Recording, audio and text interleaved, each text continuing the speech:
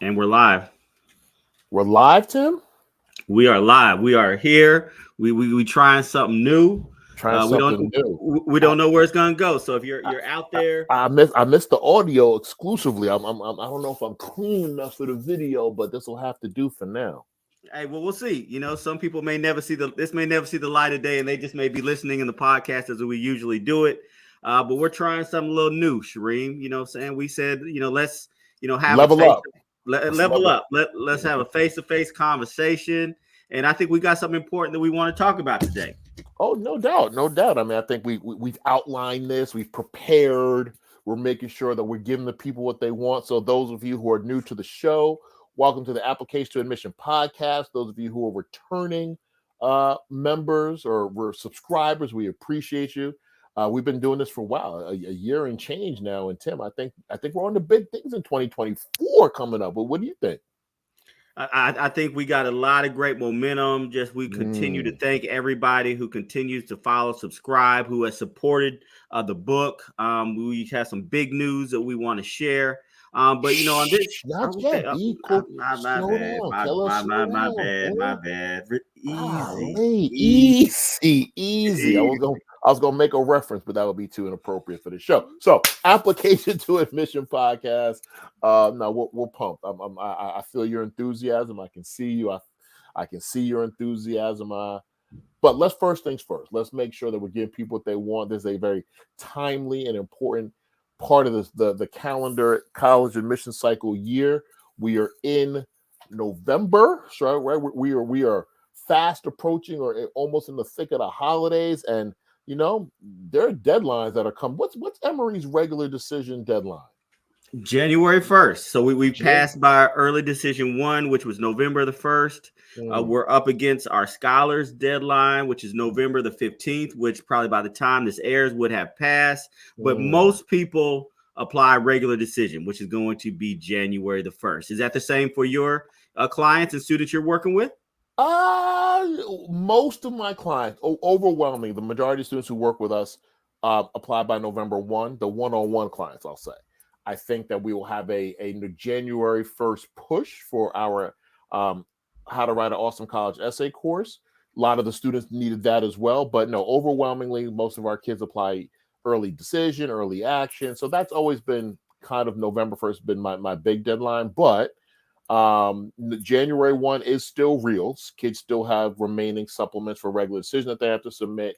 If they don't get into their early decision, early action schools, they have to submit. So no, January 1 is a very, very important decision.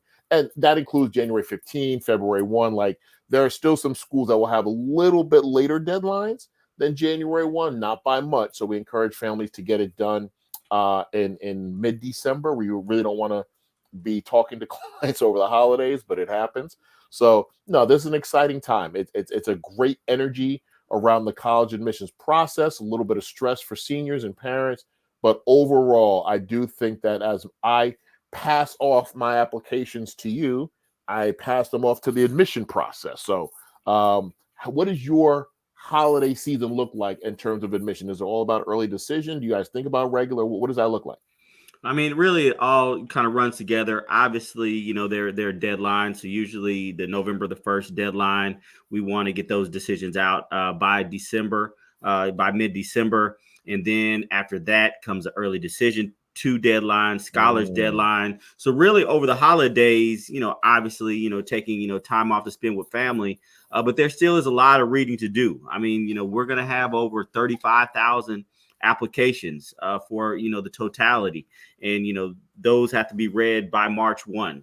So it is going to be taking some time during the winter break to say, hey, I need to spend some time to read some applications to try and get ahead of it, because once you get in January, those applications stack up, and we review all applications. So we don't have some type of AI or somebody behind the scenes making decisions. It's two people, it's committees going through all these applications, and really giving each student the benefit of saying, what can you offer this class, what have you done, and looking at all of the factors within the application in the true holistic review. So quickly before we go into our very, very important topic, get a little bit of a teaser. It's about college essays. We're going to talk about college essays today. And Tim and I have very distinct perspectives on it, given where we sit as per application to admission. But you mentioned the application, you mentioned holistic review. Explain a little bit, just very quickly, what holistic review means, because I know a lot of private schools in particular use it, and then give the people what they want. How much time do you actually spend reading an application? Absolutely. So, you hear the term holistic review a lot. And, what does it mean? It means that there are multiple facets of an application and we consider all of them. So, Mm, obviously, the most important part of an application is going to be the transcript, what students have done during their high school career. Is going to vary from school to school, how they're recalculating the GPA, what grades they're looking at. But that is going to be the central piece of this decision. But obviously who the student is also very integral to that. So there are going to be letters of recommendation that are going to be asked. We ask for 3, some schools ask for 2. That's going to be that's where it's very important. Any schools you're applying to, you want to know what is the specific criteria that they're looking at. So we're going to look at letters of recommendation. Then extracurricular involvement. What do you do outside of the classroom? Really just want to highlight to students that obviously you may do things inside the school, but you may also have a job. You may have started a business. You may be involved with Girl Scouts. You may do community service. You may have to watch younger siblings, help the elder in the home. So very anything important. Yep. you do outside of the classroom is something that you want to include, because that is part of who you are. And those are things that we want to see. And then, schools are going to be test optional. So you obviously, if you have test scores, you want to submit them, you can. But if you are to apply to test optional schools, you have a choice on what you want to do with that. But then what I would say, and what we're going to spend a lot of time talking about today, which I think outside of the transcript was probably the most important part of the application, especially in holistic review, is the essay.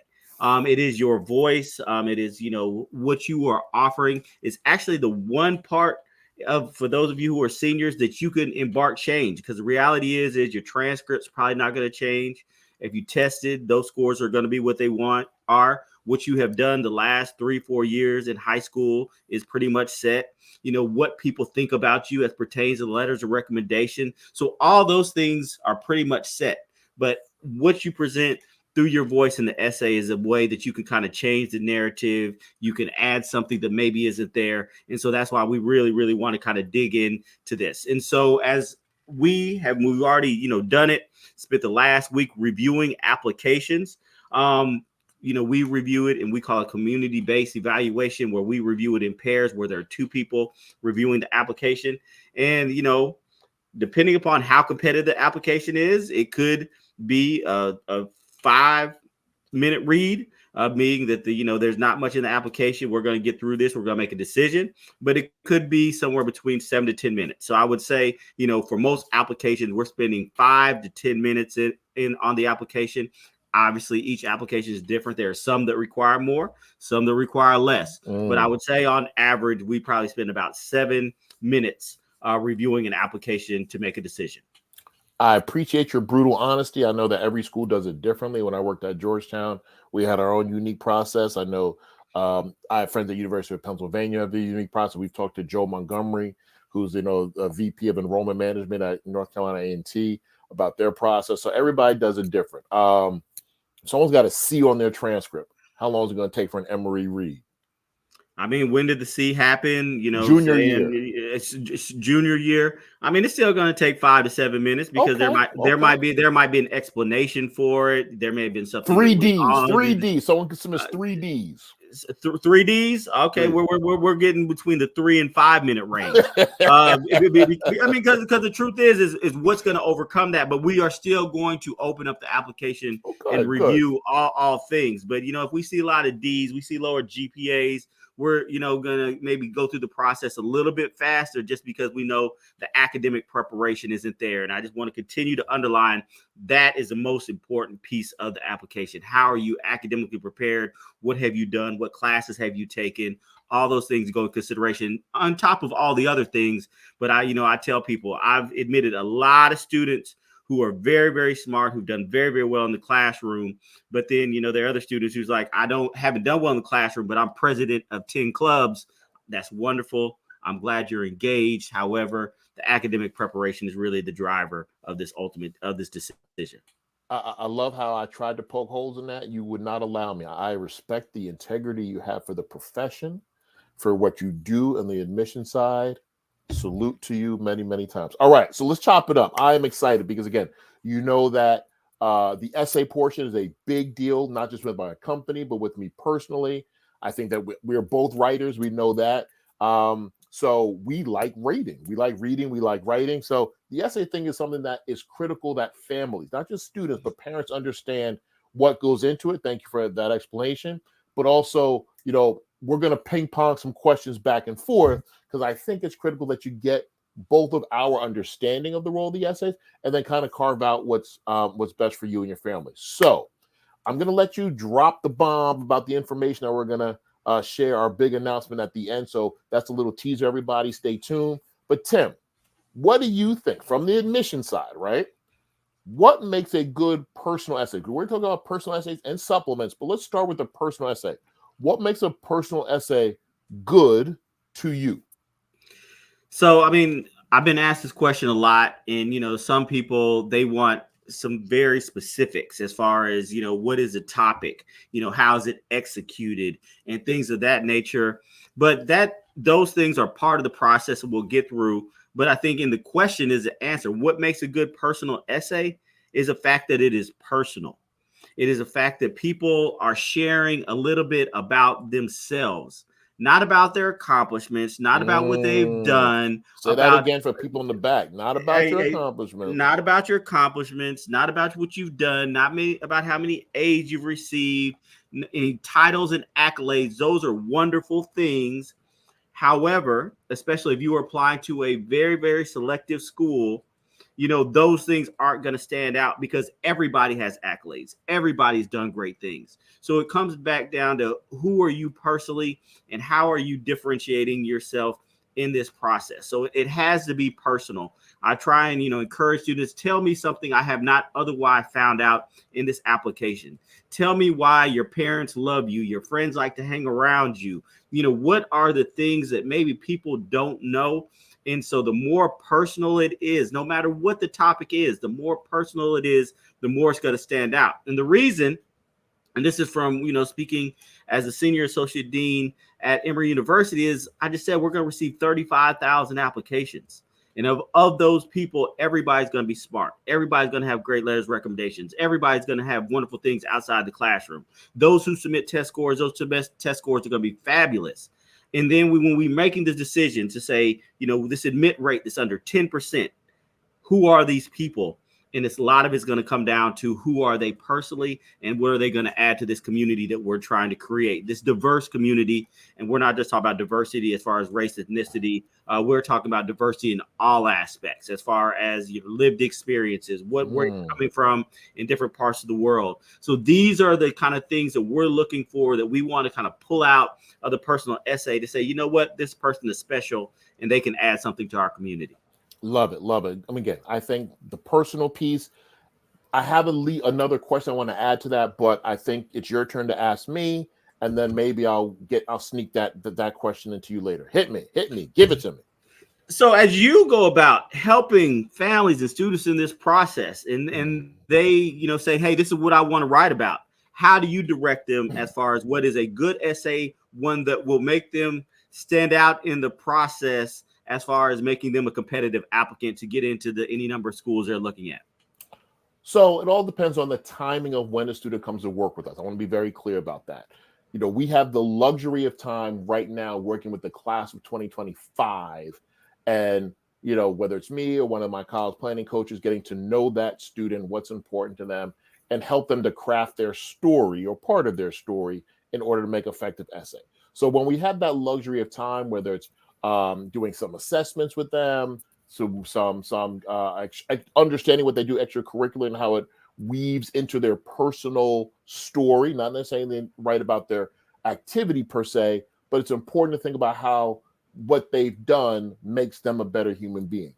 The luxury that we also have is that there are 7 prompts within the Common Application, which is predominantly what a lot of students use. Some students use the Coalition. Some students use the Black Common App. bottom line is most of our students use the regular Common App, which has 7 prompts. I'm a big believer that questions 3 through 6 are the best questions. Number 3, number 4, number 5, number 6.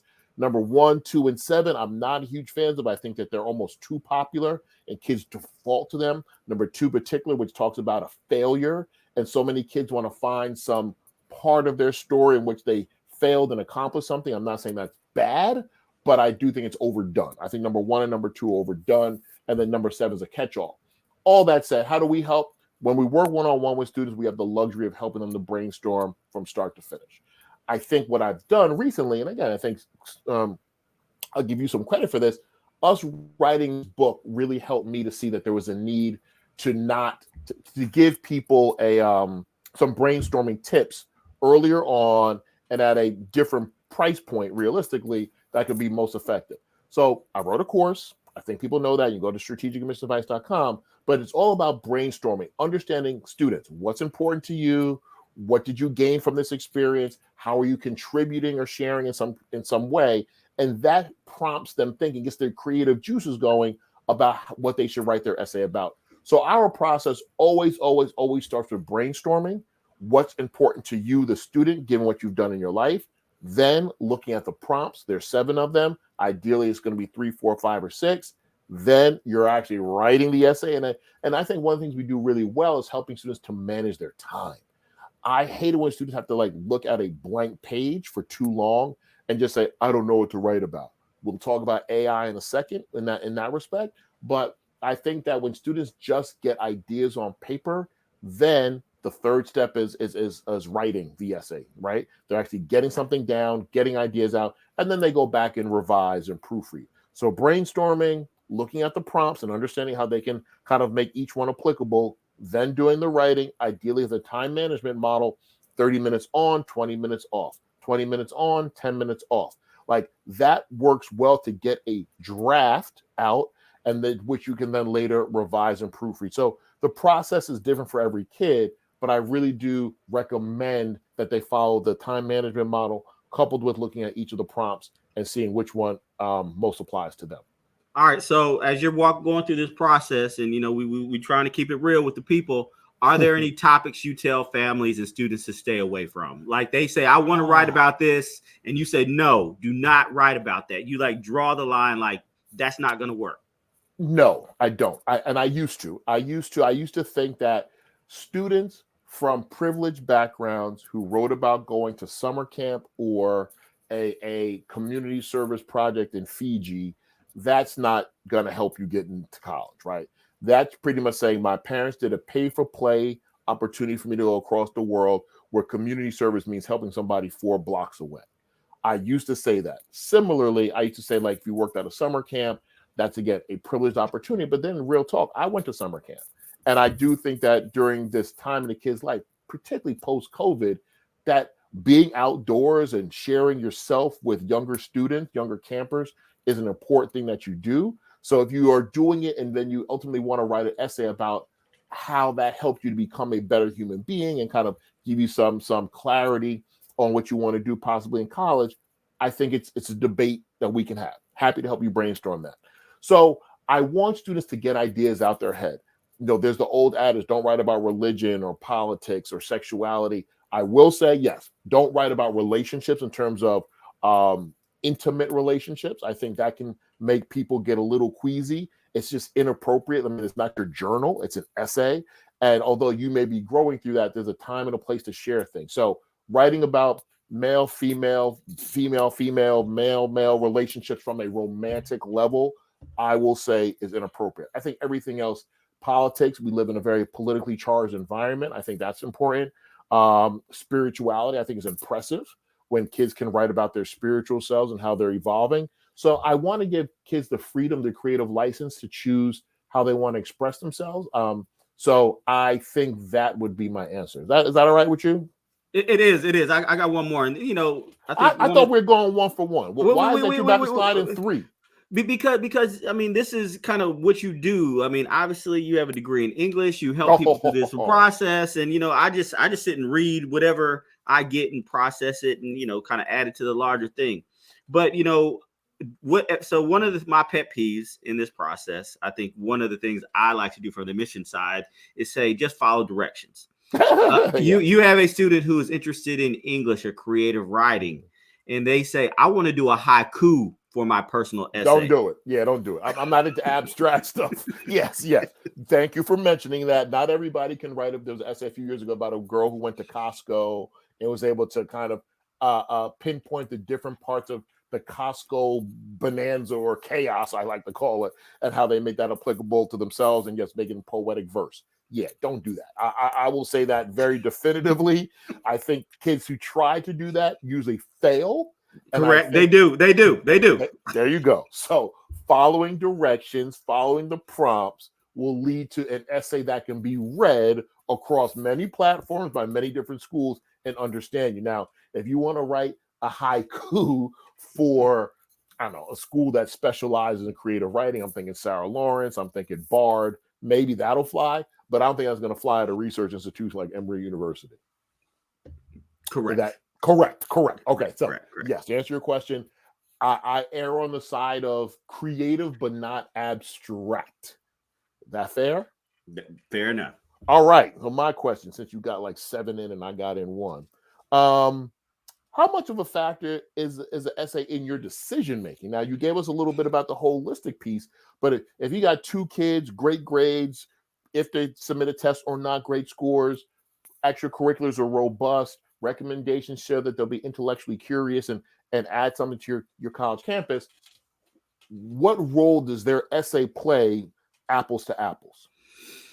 So, I mean, I'll always preface this that there's no apples to apples in this process. You know, we're not putting 2 applications together and saying, you know, all things the same. Like, they're all different. And, you know, in selective college admission, you know, colleges that have admit rates 25% or less, the emphasis word selective. Like, we are literally picking who we want to be in the class for any number of reasons, be it their academic interest, be it, you know, kind of, you know, extracurricular involvement, with the backdrop that they're, you know, academically prepared.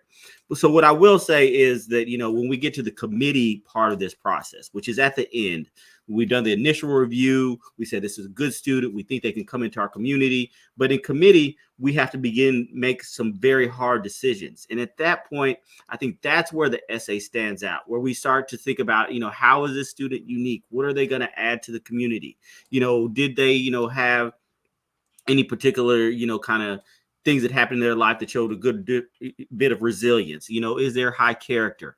You know, and then we kind of get into kind of really kind of the micro part of this to where we say, who is this individual? And at that point, I think essays do make a difference. You know, the funny story, a couple of years ago, we were in committee and I forget why the student wrote about it, but they wrote about this instance where they put their hand in a dog's mouth. The dog bit them, and then they had to go to the hospital. And so while the larger context of the you know, essay was structurally sound, it came into the question common sense. Why would you put your hand in a dog's mouth? The dog was tiger gun tiger. Dog yeah, be a dog. Yeah. And so it got into the common sense. You know, are you making, you know, good judgment? And then when we have to make these hard decisions, things like that are like, you know what, this probably isn't the best idea. You know, you probably didn't exercise the best use of common sense. And ultimately that decision was changed. And so, you know, you do have to think about what you're writing, what you're sharing. To your earlier point, what's appropriate to share. And these things can make the difference, especially when everybody is super great students. How are you really standing out? So, you know, there are instances like that. But yes, I will say, after a student, we see that they're academically prepared and they can succeed at our institution. The next is who they are, and their essay is a big part of that. That a lot of decisions, you know, hinge upon what does a student decide to write about. And I think that's a great segue into something that I think is imperative that we talk about, which is personal essays and supplemental essays, right? I say, and again, and correct me if I'm wrong, Tim, from your admission standpoint, from the application side, I always say the personal essay is about who you are, what's important to you, right? Who you are as a person, what you want to share, that makes you like a snowflake. We're all different. So what makes you different than the next person is the personal essay.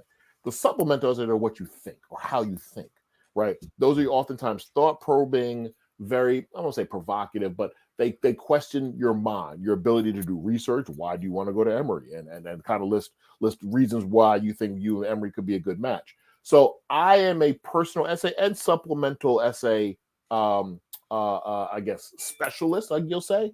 But I'm curious to hear from you. What do you find more helpful? Is it the personal essay or is it the supplemental? And am I right to think about the personal essays about who you are, supplemental essays about how you think? Yes, you are absolutely right in that. I think the personal essay Did you gets just give your. me a compliment? Did you say I was right in that? I said you were right in what you said.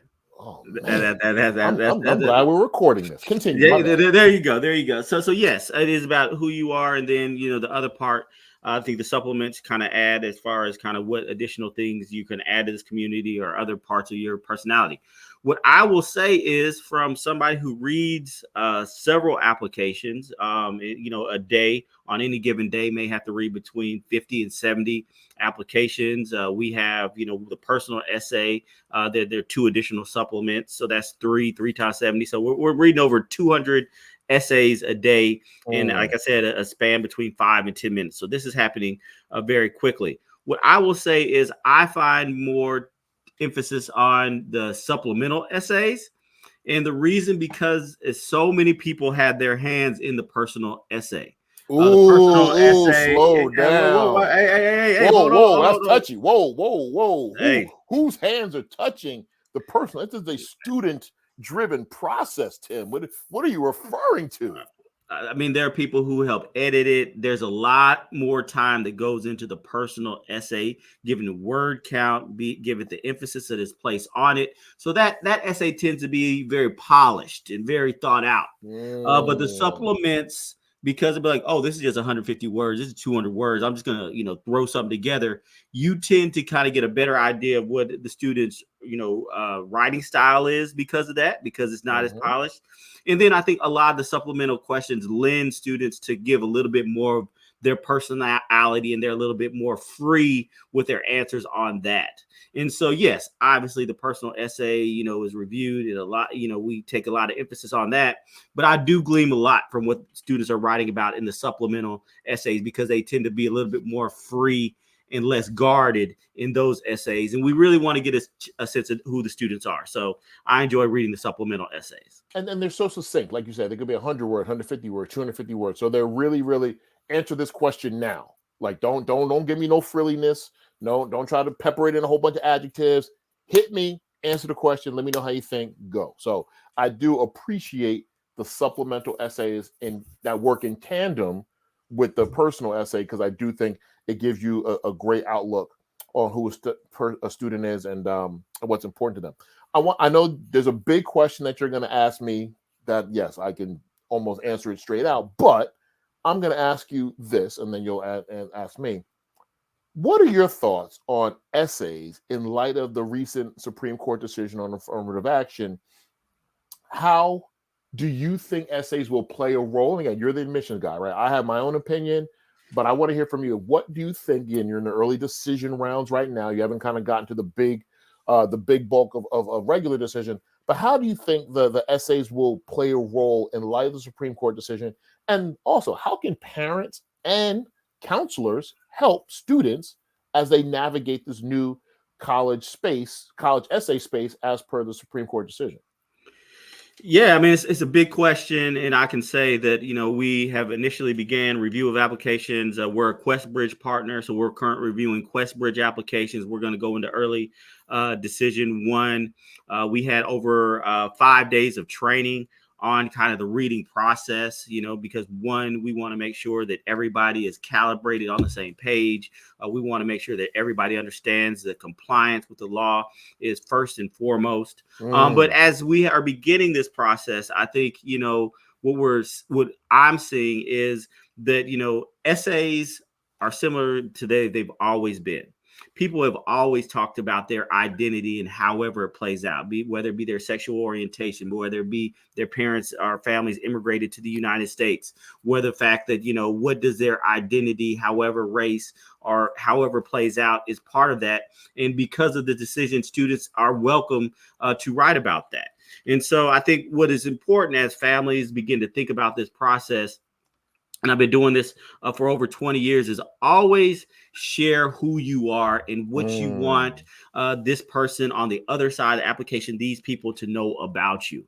That I think whatever your lived experiences are, whatever you want to share to give them a sense of who you are, you should feel free to share that. And that, as students go into this process in this post-SCOTUS world, that I think they really need to think about, what is important to me. What do I want to share about myself? If your identity is a part of that, then feel free to share. But there are so many other things that people want to share. So I would always, kind of defer to the student on what they feel comfortable with, how they want to identify, what they want to share within the application.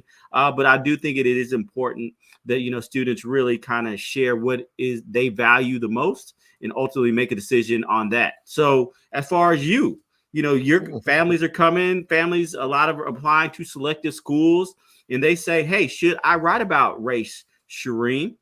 Yes, period. Next question. No, I think it's critical. I think it's critical now more than ever, but I always appreciated when students write about race or religion or something cultural to them. Again, many moons ago when I worked at Georgetown University as an admissions officer, I was actually a candidate to work at Stanford and also in admissions. And part of my interview process was reading an application and talking about how I would go about making the decision. And I'll never forget it. I mean, we're talking over 20 years ago.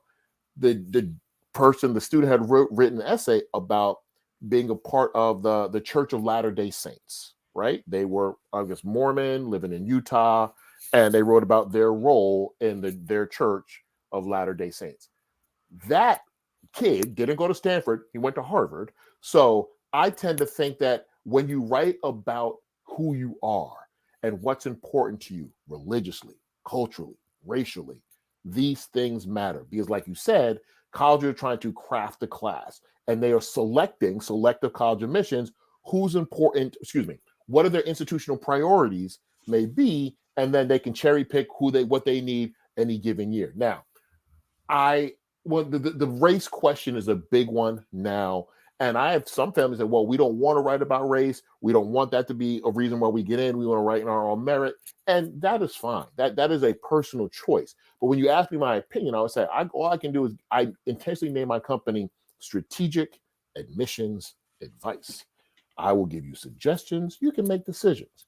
And Tunde, shout out Tunde from Peloton, because I think that is her mantra, or Dennis, one of them. But bottom line is, I think it's critical because I do think overwhelmingly most schools want to maintain, if not increase, the racial diversity on campus. The feedback that I've gotten from most schools not named, I won't do it. The feedback I've got from most schools that you and I are familiar with is that they are disappointed by the Supreme Court decision about race conscious admission. So if that is the case, let's make sure that you are telling the school who you are. Now, for a Black student, you need to write, I'm Black. Oh, yeah, do you know, by the way, I'm Black? Oh, yeah, I live in this Black. Oh, I'm Black. And my parents are Black, too. My parents are Black, too? My cousin, nephew, and uncle are Black also. No, that is not what I'm suggesting. I'm suggesting that you creatively weave in who you are based upon your favorite expression, lived experiences. I'm all about documenting life, not necessarily creating an essay. So all that says, I think writing about race is important. Once upon a time, I think it's important now. And I think you're doing yourself, your child, if it's a parent listening to this or if a student listening to this, you're doing yourself a disadvantage to not mention it. I think that colleges want to know this information. And since there are no check boxes anymore, the least you can do is lean into who you are. And again, it bothers me that if a kid doesn't want to write about it, because that means that, well, I think that they would just admit me because of that. No, they're not. They're going to look at your transcript. No, they're not. They're going to look at your activities. No, they're not. There's so many other things for them to think about that they're not going to just say, oh, a Black kid wrote about their essay. Let's admit them. That's not how it works. So and making that Nor part of how it ever has ever. worked. Well said. So your reference to holistic admissions, holistic review, excuse me, couple that with colleges wanting to prioritize things. I think it's critical that kids understand the importance of sharing their lived experiences, of documenting parts of their lives in order to share that for the colleges and let them make the decision if, as per their institutional priorities, if that's what they want. So that's my 2 cents, and I hope somebody will say I spoke a word to them, and if other people don't like it, well, Hey, before we wrapped up, we've talked a lot about kind of the technical, kind of the larger, kind of philosophical views on essays from a very kind of practical standpoint. How soon, like, just walk us through the process as far as drafting, as far as proofreading. Who should proofread it, and then how much time should you give between when you have your final draft and when you hit submit? Yeah, that's a great question. I am not you can't microwave this process, particularly with a personal essay, that this is arguably for most students the most important piece of writing that they've submitted in their young lives. And that's to not put pressure on you students, but at the same time for you to understand the magnitude of what you're doing. Again, we're talking about selective college admissions, and Tim and I have been very adamant in our mission to redefine success that overwhelmingly most of the colleges and universities in the country admit 60% of their students. So there are some colleges that won't even read your personal essay. Most colleges don't even require an essay. Correct. So, but for those of you who are listening to us because you want an advantage or a leg up in the process for selective college admission, hear me when I say this. Don't try to microwave this. Hear me when I say this. This is not, let me knock this out over the weekend. This is a brainstorming process. Is number one. Looking at the prompts to understanding which one you should be answering, because you need to choose which one you're answering. And I think it's somewhat of I'll choose number 7 because it's a catch-all. I'm not saying it's the bad thing. I'm saying that you've given 6 other options and there are opportunities for you to choose something different. That's what I'll say. So it's a process, right? They call it a process for a reason. And because of that, there's a brainstorming, there's a writing, there's a revising, then there's proofreading. Tools like Grammarly, I think, are amazing for proofreading.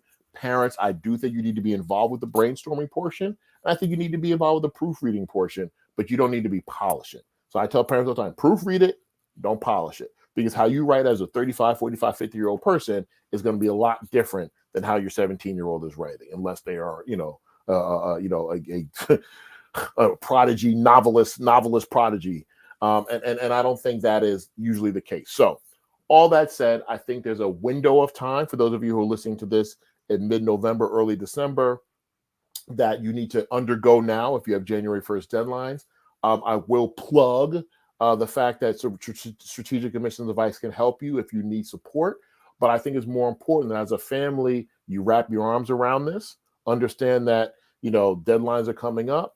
What are we writing about? And I say we because as parents, I think you can be involved with the brainstorming process. As someone who has teenagers or, a 19 and a 28-year-old, sometimes we understand them more than they understand themselves. So giving them a nugget to consider to write their essay, I think is a good thing. And then let them go with it. Let them do what they got to do. So I will say this about AI very quickly, because I think it's a longer conversation that I don't want to just make so short that you think I'm saying, yes, use it. We have to really think about it in context. Then why throw it in at the end of the podcast? Because I already said I would. So all right. Here it is. The bottom line is ChatGPT can be your friend. All right. It is not something that you need to say, write a personal essay about how much I love my cat. And my cat taught me most things about life, and then let it spit out what it spits out and then hand that in. No. It is a way for you to get students ideas out of your head that you may be considering, for it to generate something for you to look at and say, that's interesting. Maybe I can now weave in my actual story. So parents, I will raise my hand and say, I am not the educator who's going to say ChatGPT is the devil. I'm going to say it is here to stay. AI is here to stay. So we might as well lean into it and use it to work with our students on an important piece of writing. Much longer conversation, but I do think it serves its purpose in the brainstorming process. Well said, sir. Well said. I try. And That's a when I, compliment. That's a compliment. That's two. and this is recorded. And this is recorded. And All I'm right. gonna take it. I'm gonna take it. There it is. There it is. So all that said, we felt it was necessary to drop this gem, this jewel, for everybody going through the college admissions process now, class of 2024. The finish line of your application process is in sight. January 1st, February 1st, January 15th, something along those lines. Parents, this too shall pass, but we do want to make sure that we gave you some instructions, some helpful tips on the essay process. Please go to our website. We have a blog that we put up, I guess, over the summer about essay writing. Please understand that we are just sharing our opinions about the SCOTUS decision and how it will play a role in the essay writing. We are not, we're not authorities on every single college and university, how they will read their essay, but we have enough experience, and we're kind of keeping our fingers on the pulse of what's happening in our profession to give you good information. So we hope that you find it helpful. Tim, before I close us out, please share the great news that you were just dying to share. I mean, yes. So one, thanks for, leading this podcast, this conversation about essays. And in the off chance that you listen to this episode and you say, you know what, I wish there was some more information about essays. We are very excited to share that we have a second edition of the second edition of the Black Family's Guide to College Admission, a conversation about education, parenting, and race that is coming out January the 15th. We'll put the link as far as how you can access the pre-orders. But in addition to what we thought was a great resources, we wanted to talk about essays. So there's a chapter about essays and the use of AI and ChatGPT. There is a chapter about SCOTUS and what does the decision mean, along with some history as far as how we arrived at this place. And then we have a chapter about mental health, where we wanted to kind of talk about how we all collectively, be it schools, parents, students, colleges, universities, can try and take some of the pressure and anxiety out of this process, as well as doing a lot of updates. There's a lot going on in the admission profession. So we're excited that this book is being released on January the 15th, 2024, and especially for the upcoming class, those of you who are juniors and want to know more about essays, there's a great chapter in there. But also, mental health, SCOTUS, and a lot of other great information. So we are very, very excited. We'll continue to share about this. Pre-order, tell somebody, get it on Black Friday, get it, Cyber Monday, get it. A random day in December, pre-order it. They get it.